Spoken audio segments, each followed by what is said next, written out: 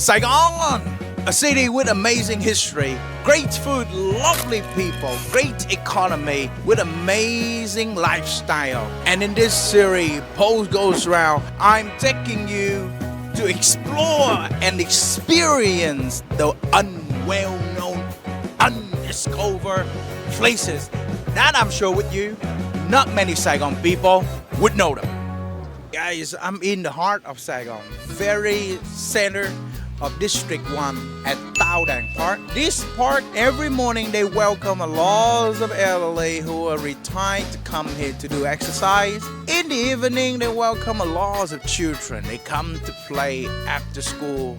Lots of tourists walking by and find the greenery space to stay, to relax under the hot day of Saigon. However, today I'm not taking you to visit the park. I'm taking you to explore a very untold and undiscovered tomb that it is still existing right here. No one really knows why it has been here, and no one's really know why it is still here today. There's actually no information found around this tomb, and there's no description about it. Everything I'm telling you right now is what I found and I researched on the internet. It can be true and it can be untrue. The tomb right just behind me was built during the Quang dynasty under Minh King and recognizable of the Lam family. For this tomb, we recognize him as Mr. Lam Tam Lang. However, the fourth son of his was the one who rescued Nguyễn Trung Trực during the French Revolutionary War. I'm ready to go into the tomb, and you see, there's no actually a gate to go inside the tomb. But in reality, there's the gate, right? Well, right here, you see there's a block, but there's a gate behind it. And when there's the gate behind us like this, you see, right here, there's a very small gate. The reason they're doing the gate small and short like this, that make me, anyone want to come inside the tomb, like they have to bow down, like that they show respect to the one who passed away inside already. So now I'm gonna go inside the tomb. Oh my God! So I'm going to bow myself down like the tunnels.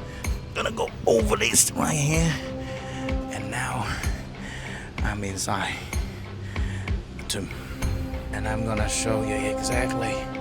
There's a person right here, and this is still, not sure why the tomb has been here and why the tomb is still here, but it's, I'm gonna show respect to the person who buried here multiple years ago.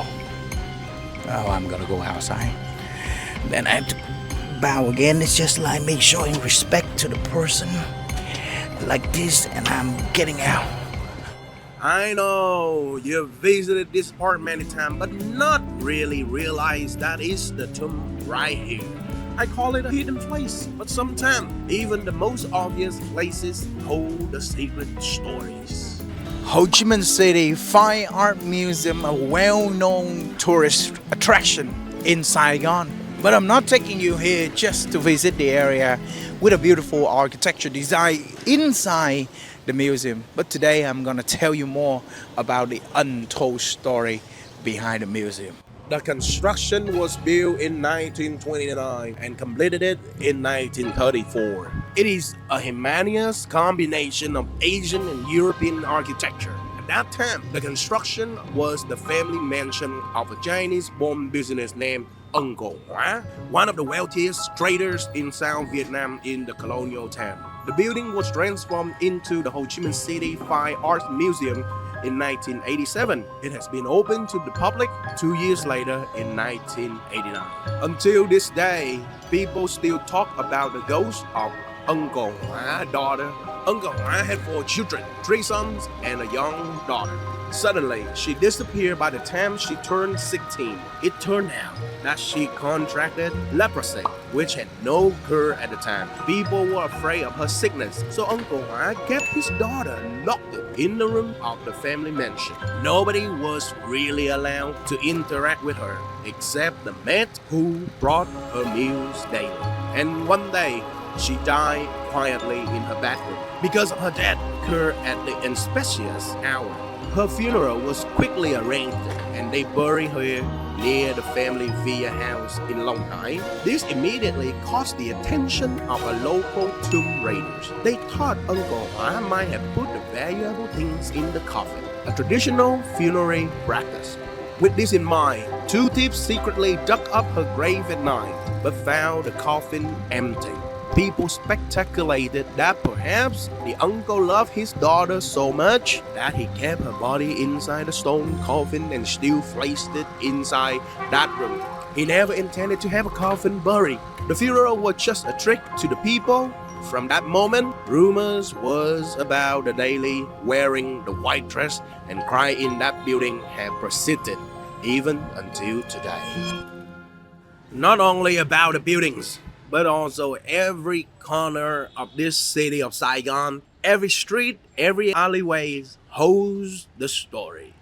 Just right here, exactly in this spot, right behind me at this corner, on June 11, 1963, there is a story of a monk who burned himself named Thich Quang. He stood up, protect Buddhism, fighting for the policy against the first president of the South Vietnam named Ngô Đình Diệm. By the time the first president of South Vietnam, Ngô Đình Diệm, had a lot of policy which was unfair for the freedom of religion in the South Vietnam. Buddhism at that time was not really a welcome religion in the South Vietnam by the time because the first president was Catholic. The people did not have a freedom to follow the religion which they believed. So therefore, a group of monks and the first leader of that monk named Thich Quang Đức was the man just right behind me who stood up, fought for the freedom of Buddhism and burned himself right in that corner. It made a shocking moment for the entire Vietnam at that time.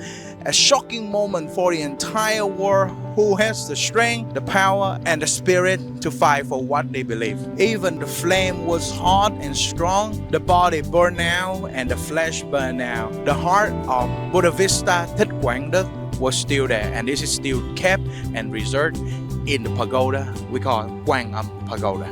His sacrifice in 1963 made us understand that for freedom of religion was really important. It's still important, and because of that reason, his death played a very significant role for freedom of believing in a true religion choices of Vietnamese people even today. You know what? I'm having a good iced tea right here at, the coffee shop named Do Phu. But actually, I'm not coming here to drink coffee or drink juice or having the iced tea. But in reality, this coffee shop is also having a hidden bunker.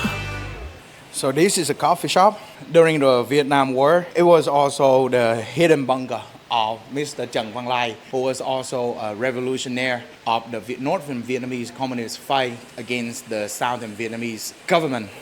And he built a house with the bunker down underneath his house as the place for him to hide, to communicate, and hide his weapon for the secret weapon and the bunker right here. So I'm gonna move this table aside. And right here, there's a secret entrance taking you down under the house for the hidden bunker.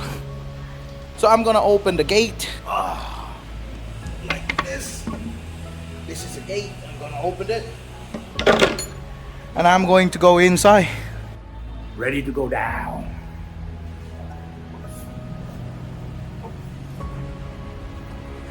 Go down, going down. Going down. Look at this. I'm inside the bunker already. Look at this. All of the cup, the pot, even medication material, as the place for them to hide.